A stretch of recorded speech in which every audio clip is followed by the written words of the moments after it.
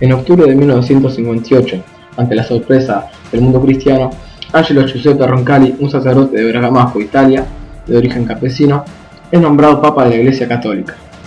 Conocido como Juan XXIII, el Papa Bueno, inicia un pontificado que se caracteriza por sus medidas progresistas y renovadoras de la institución religiosa. Desde un principio, el nuevo Papa deja claro que su propósito es acercar la Iglesia a los hombres sin importar razas ni jerarquías, y con la publicación de sus dos encíclicas, Madre Maestra y Paz en la Tierra, muestra su preocupación por los problemas sociales que afectan al mundo. En octubre de 1962, convocado por el Papa Juan XXIII, comenzó a sesionar el Concilio Vaticano II. Además de la reflexión teológica y filosófica, en la Asamblea Ecuménica de la Iglesia Católica hubo profundos debates acerca del signo de los tiempos. Comparativamente, fue el concilio que contó con mayor y más diversa presentación de lenguas y razas, con una media de asistencia de unos 2.000 padres, conciliares y procedentes de todas las partes del mundo. Asistieron además miembros de otras confesiones religiosas cristianas. El propósito del encuentro es adaptar la Iglesia a los nuevos tiempos, lograr su renovación para lograr ser más efectiva la tarea de evangelizar. Otro de los cambios importantes en el concilio fue la presencia de obispos de todo el mundo, sobre todo de obispos del llamado Tercer Mundo. Juan XXIII se revela ahora ante el mundo como un papa revolucionario. Aunque su salud declina rápidamente, dedica todas sus energías a la conclusión del concilio. Pero en julio de 1963, durante un receso conciliar, el Papa muere, sin ver terminada su obra. Semanas más tarde, adopta el nombre de Paulo VI. El nuevo Papa se compromete con la tarea emprendida por el Papa Juan XXIII y continúa con el concilio y las reformas. El cónclave de cardenales elige como sucesor a Juan Bautista Montini, quien adopta el nombre de Paulo VI. Al igual que su antecesor, Pablo VI hace público su deseo de acercar a la Iglesia a la clase trabajadora y a los más humildes. El 8 de diciembre de 1965, luego de arduos debates, finaliza el Concilio Vaticano II. Esta actitud provocó un fuerte debate dentro de las iglesias latinoamericanas, en particular en la Argentina, entre los sectores renovadores que adhirieron a estos cambios y los más conservadores, con mayor peso en las altas jerarquías eclesiásticas. A partir de entonces, a quienes adhieren a los principios reformistas se los denomina postconciliares, y a sus opositores preconciliares. Desde comienzos de los años 60, muchos sacerdotes toman el ejemplo de los curas obreros franceses y de la prédica del filósofo Conrado Egas, quien promueve un diálogo entre cristianos y marxistas. Algunos sacerdotes se instalan en las villas y comparten las condiciones de vida de los sectores más desposeídos. Muchos trabajan en las fábricas durante el día y otros se internan en las provincias, en regiones alejadas donde la pobreza, el analfabetismo y las enfermedades son un mal crónico. Los sacerdotes que asistieron a la segunda conferencia de obispos latinoamericanos, realizada en Medellín, inspirados por la reforma del Concilio Vaticano II, examinaron el papel social de la Iglesia y sus países. Tras muchas discusiones, los obispos publicaron un documento.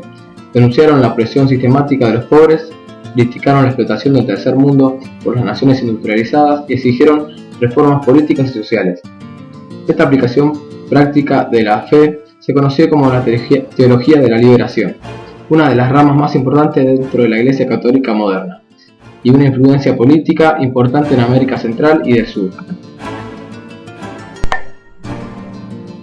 Por ese entonces comienza a destacarse entre los conciliares el padre Carlos Mujica, quien con el tiempo se convertiría en uno de los principales voceros del grupo. Mujica es un sacerdote jesuita, proveniente de una familia de clase alta que ha optado políticamente por el peronismo, al que asocia con la causa de los pobres. Asume el general Juan Carlos Onganía, un militar católico y conservador de ideas preconciliares. El 28 de marzo de 1967, el Papa Pablo VI publica la encíclica El progreso de los pueblos, documento en el que profundiza los conceptos de cambios del Concilio Vaticano II. 18 obispos de distintas naciones del tercer mundo se reúnen y publican un documento conocido como el Manifiesto de los 18 Obispos, inspirado por el sacerdote brasileño Helder Câmara. Poco tiempo después, los sacerdotes difunden a la opinión pública argentina el mensaje de los 18 obispos del tercer mundo y recogen más de 300 firmas de adhesión de curas de todas las provincias. Los medios de comunicación se hacen eco de este fenómeno y comienzan a referirse a ellos como los curas del tercer mundo. Nosotros somos sacerdotes de la Iglesia Católica y entendemos que toda nuestra acción es totalmente coherente con lo que enseña hoy el Papa Pablo VI y el Magisterio de la Iglesia, pero un movimiento que entiende que hay que llevar a la práctica las enseñanzas del Magisterio, hay que denunciar las injusticias y hay que acompañar a nuestro pueblo, como dije antes, en esta lucha para que el pueblo se ponga de pie totalmente en nuestra patria. En una palabra, como dice el der Cámara, tenemos siempre que ser la voz de los que no tienen voz. Impulsado por el general Perón, trabajando como sacerdote desde el pueblo y junto al pueblo, como lo señalan nuestros obispos.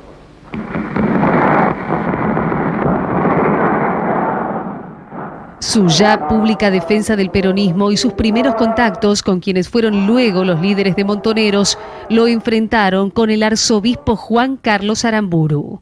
El cardenal Aramburu era un típico cardenal de la Iglesia, que son esos cardenales que no soportan que en la Iglesia se haga política porque la única política la hacen ellos.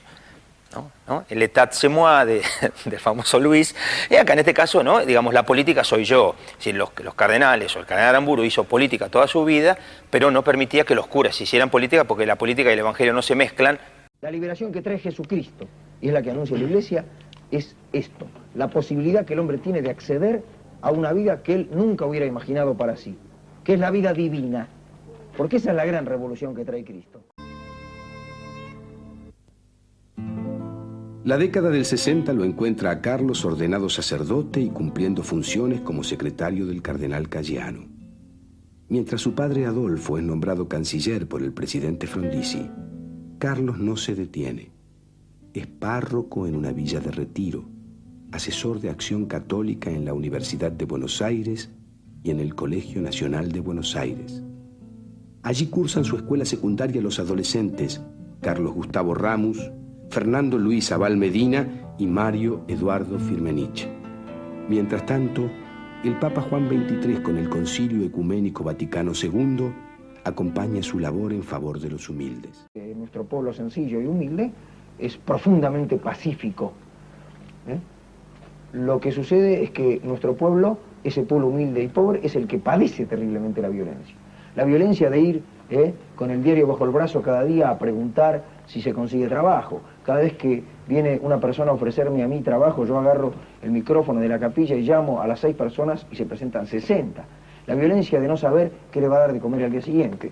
Lo que yo pienso es que mi pueblo es profundamente pacífico, pero tiene paciencia, y la paciencia tiene un límite. Pienso lo siguiente, que hay dos modos de comulgar con el humilde, con el pobre, que es uno de ellos, radical, diría yo, que es asumir directamente la condición de la clase trabajadora, y realmente yo admiro a aquellos que lo han hecho, ¿no es cierto?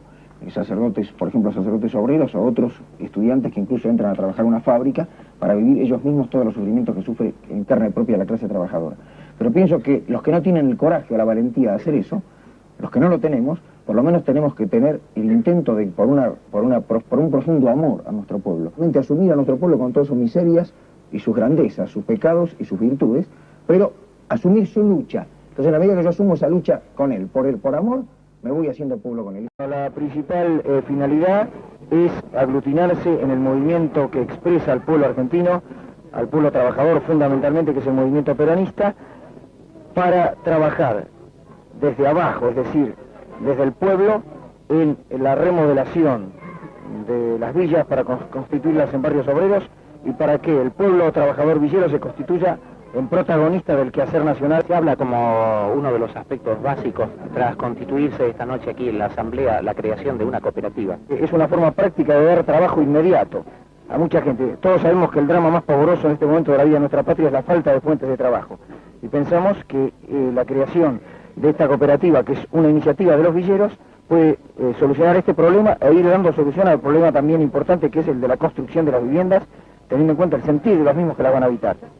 Correcto, padre, gracias, buenas padre. Padre, usted nos habló del socialismo nacional. ¿Usted cree que en ese socialismo nacional puede existir, puede producirse la alianza de todas las clases sociales en Argentina?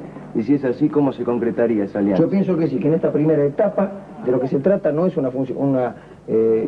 personalmente discrepo con el esquema que tiende hoy a privilegiar como primera instancia la lucha de clase, que es un esquema marxista que a mi juicio es una expresión de colonialismo cultural en nuestra patria, ¿no es cierto? Un esquema importado del marxismo europeo que no responde a la realidad, y los que han sido los protagonistas de este esquema en la Argentina históricamente siempre funcionaron contra el pueblo.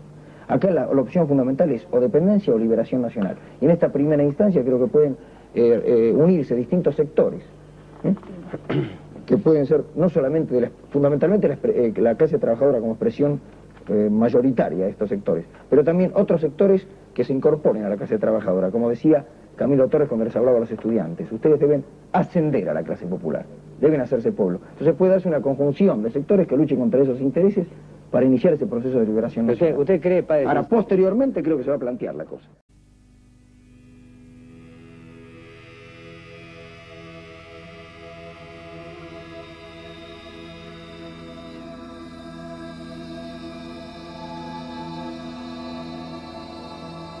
El sábado 11 de mayo de 1974, a eso de las 8 de la noche, Carlos Mujica termina de dar misa en la parroquia de San Francisco Solano, en Mataderos. Sale, acompañado de sus colaboradores, charlando amigablemente como tantas veces. De un automóvil estacionado frente a ellos, baja un hombre. «Oiga, padre», lo llama. Se acerca al hombre apartándose de su grupo y es ametrallado a quemarropa. 14 orificios de bala y una hemorragia interna producto de múltiples desgarramientos acaban con su vida poco después en el Hospital Salaberry.